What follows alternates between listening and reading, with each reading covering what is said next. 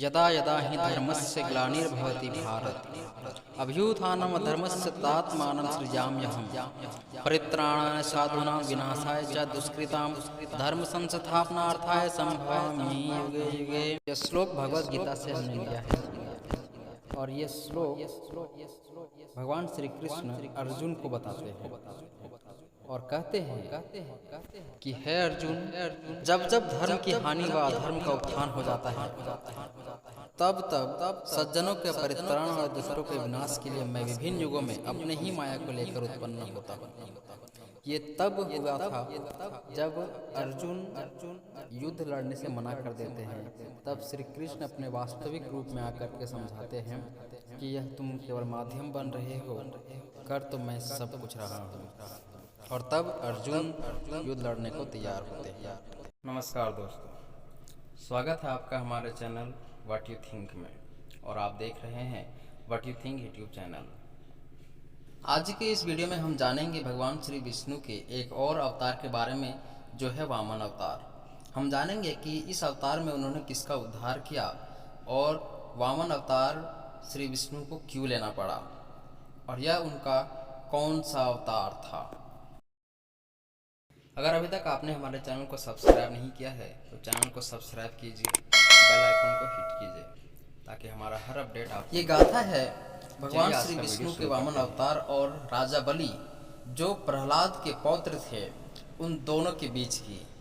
और यहाँ हम जानेंगे कि वामन अवतार में राजा बलि ने किस प्रकार से दानवीरता दिखाई और फिर बाद में श्री विष्णु ने किस प्रकार करुणा भी दिखाई। श्री विष्णु जिस पर कृपा करें वही प्रबल है। उन्हीं की कृपा से देवताओं ने अमृत पान किया, उन्हीं की कृपा से असुरों पर युद्ध में वे विजयी हुए। पराजित असुर मृत एवं आहतों को लेकर अस्ताचल चले गए। असुरेश बलि इंद्र के वज्र से मृत हो चुके थे। आचार्य शुक्र ने अपनी संजीवनी विद्या से बलि तथा दूसरे असुरों को भी जीवित एवं स्वस्थ कर दिया। राजा बलि ने आचार्य की कृपा से जीवन प्राप्त किया था। वे सच्चे हृदय से आचार्य की सेवा में लग गए। शुक्राचार्य गुरु की आज्ञा अनुसार उन्होंने यज्ञ कराया। अग्नि से दिव्य रथ, अक्षय त्रोण, अभेद्य कवच प्रकट हुए। आसुरी सेना अमरावती पर चढ़ दौड़ी। इंद्र ने देखते ही समझ लिया कि इस बार देवता इस सेना का सामना नहीं कर सकेंगे। बलि ब्रह्म तेज से पोषित थे। देवगुरु के आदेश से देवता स्वर्ग छोड़कर भाग गए। अमरधाम असुर राजधानी बन गया। शुक्राचार्य ने बलि का इंद्रत्व स्थिर करने के लिए अश्वमेध यज्ञ कराना प्रारंभ कर दिया। अश्वमेध करके बलि नियम सम्मत इंद्र बन जाएंगे, फिर उन्हें कौन हटा सकता है। ये चिंता देवताओं में दौड़ पड़ी और वे गए हमारे श्री विष्णु के पास और उन्होंने ही एक उपाय बताया कि मैं देव माता अदिति के गर्भ से जन्म लूँगा और आपकी समस्त समस्याओं को निराकरण करूंगा। इधर देव माता अदिति अत्यंत दुखी थी। अपने पति महर्षि कश्यप से उन्होंने प्रार्थना की तो महर्षि ने उन्हें एक उपाय बताया कि भगवान की शरण में जाइए, उन सर्वात्मा की आराधना कीजिए। अदिति ने फाल्गुन के शुक्ल पक्ष के 12 दिन पयोव्रत करके भगवान की आराधना की। भगवान प्रसन्न होकर प्रभु प्रकट हुए। अदिति को वरदान मिला कि उन्हीं के गर्भ से भगवान प्रकट होंगे। शंख चक्र गदा पद्मधारी चतुर्भुज पुरुष अदिति के गर्भ से जब प्रकट हुए तत्काल वामन ब्रह्मचारी बन गए। महर्षि कश्यप ने ऋषियों के साथ उनका उपनयन संस्कार संपन्न किया। भगवान वामन पिता से आज्ञा लेकर बलि के यहाँ चले। छत्र प्लास दंड तथा कमंडल लिए जटाधारी अग्नि के समान तेजस्वी वामन ब्रह्मचारी वहां पधारे। बलि, शुक्राचार्य, ऋषिगण सभी उस तेज से अभिभूत अपनी अग्नियों के साथ उठ खड़े हुए। बलि ने उनके चरण धोए, पूजन किया और प्रार्थना की कि जो भी इच्छा हो वो मांग लें। तब भगवान वामन बलि की यज्ञशाला में गए और राजा बलि से 3 पग धरती दान में मांगे।